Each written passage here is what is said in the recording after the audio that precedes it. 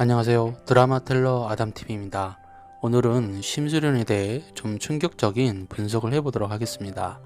지난 금요일에 방송된 시즌3 1회를 보신 분들은 느끼셨겠지만 심수련이 자꾸 나에겐 척하는 모습 때문에 정말 많이들 헷갈리셨을 겁니다.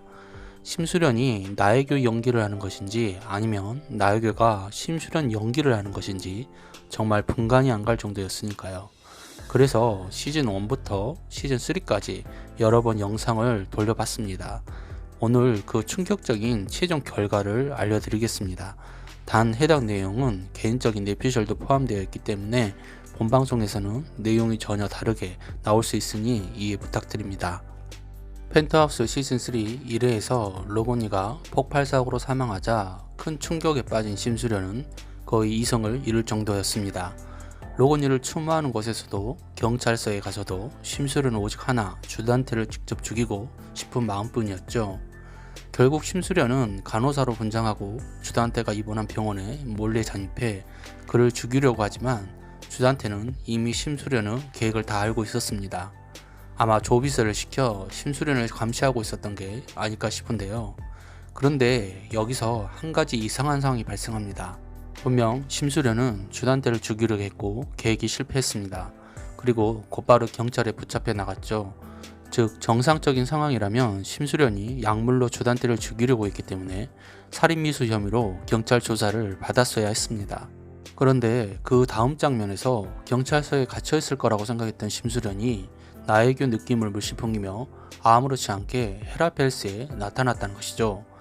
만약 그녀가 정말 심수련이 맞다면 앞선 상황으로 인해 그 시간에 헤라펠스 집에 도착한다는 건 있을 수가 없었는데 말입니다. 하지만 이 또한 김준옥 작가에게 가능할 수도 있으니 일단은 그냥 넘어가 보도록 하겠습니다. 주단태를 죽이는 데 실패한 심수련은 최면요법으로 로건이를 죽인 사람이 누구인지 떠올려 보려고 노력하지만 실패합니다. 그리고 홍비서를 만난 후 로건이와 함께 들어온 백준기에 대한 정보를 얻게 되죠. 이후 미친 연기로 재판부까지 속인 천서진이 집행유예로 풀려나자 심수련은 오윤희와 함께 천서진을 납치합니다. 이후 상황은 시즌3 1회에서 보신 것처럼 천서진을 폭포 밑으로 떨어뜨린 후 끝이 납니다.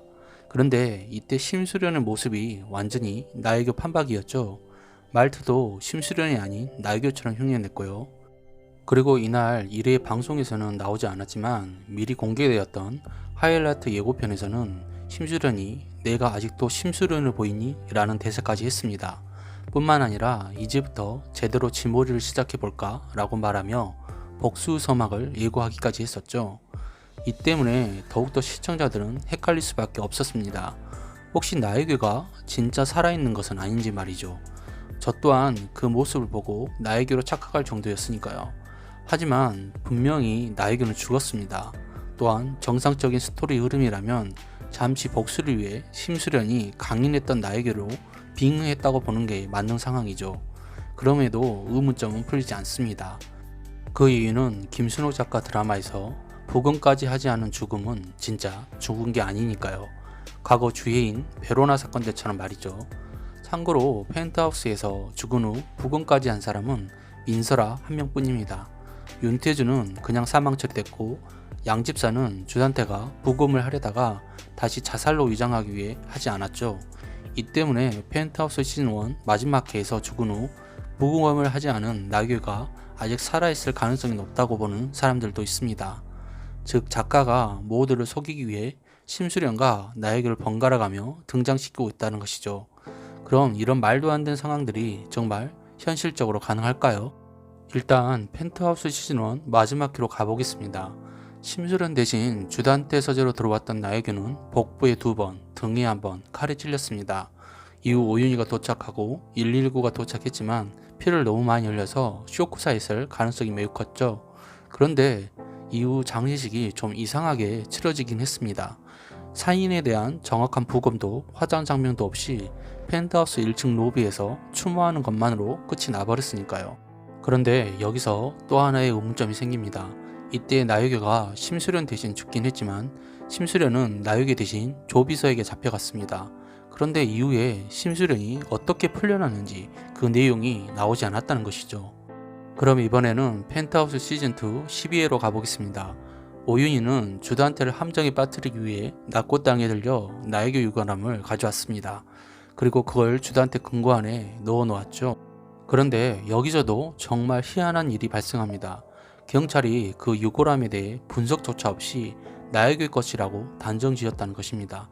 물론 로건이가 주단태로 분장해 화장터에 가서 화장을 했으니 정황상 그 유골함에 든 것이 나에게 것이 맞다고 유추할 수도 있습니다. 하지만 그거 아시나요? 화장을 하게 되면 모든 게 재로 변해버리기 때문에 DNA 분석 자체가 안 된다는 건 말입니다. 물론 정말 운이 좋아서 뼈 조각이 다 타지 않고 유골함에 들어간다면 단 1% 가능성이 있을 수도 있습니다. 하지만 요즘 화장시설이 너무 좋아서 완벽한 고온 처리로 뼛속까지 완전히 타지 않는 경우는 거의 없습니다. 즉 이런 이유 때문에 실질적으로 그 유골함에 든 재가 나에게 것인지 아닌지는 판단할 수가 없다는 것이죠. 그럼 나에게가 정말 살아있을까요? 전 아니라고 봅니다. 그 이유는 펜트하우스 시즌2 11회에서 심수련이 과거를 회상할 때 이런 말을 했기 때문입니다. 고마워요 나유계씨, 내가 당신의 죽음까지 다 받아낼게요. 결과적으로 나유교는 정말 심수련 대신 죽은 것입니다. 만약 그게 아니라면 저 대사는 작가님의 명확한 실수가 되겠죠. 그럼 왜 이 시점에서 심수련은 나유교가 되려고 했을까요? 바로 이유는 단 하나, 로건 이후 누명을 벗겨주기 위해서입니다. 참고로 펜트하우스 시즌3 1회에서 주단태는 나유교 사망 사건에 대한 살인 누명을 모두 로건이가 뒤집어 쓰도록 조작했습니다. 결국 로건이가 나유교 살인 누명에서 벗어나려면 나유교는 살아있어야만 합니다. 이 때문에 심수련은 아마도 다시 나유교가 되려고 했던 것이 아닐까 싶네요. 그럼 살인 증거로 나왔던 나유교 유골함은 어떻게 될까요? 이건 매우 방법이 간단하겠죠. 앞서 제가 말씀드렸던 것처럼 화장을 하게 되면 고온 처리되기 때문에 DNA 분석 자체가 되질 않아 그 유골함에 있는 재가 나에게 것인지 경찰도 증명할 수 없게 돼버리기 때문입니다. 거기에다 보란듯이 나에게가 살아있다고 나타나버리면 경찰도 어떻게 손써볼 방법이 없다는 것이죠. 이렇게 되면 로건이가 나에게를 살해했다는 누명은 일단 벗게 될 가능성이 커집니다. 아무튼 여기에 대한 심수련 계획은 좀 더 분석해서 다음 영상에서 올리도록 하겠습니다. 하지만 저희 뇌피셜이 다 틀리고 진짜 나유교가 살아있다면 정말 대박이겠죠. 김순옥 작가의 상상력은 그 누구도 따라갈 수 없으니까요. 아무튼 펜트하우스에서는 여전히 풀리지 않는 수수께끼 얘기들이 너무 많습니다. 그래서 이 사건들을 앞으로 조금씩 퍼즐을 맞춰 나가듯이 분석해서 올려보도록 하겠습니다. 오늘 준비한 내용은 여기까지입니다. 구독과 좋아요 부탁드리며 제 생각과 달리 여러분의 생각은 어떨지 많은 의견 남겨주세요. 시청해주셔서 감사합니다.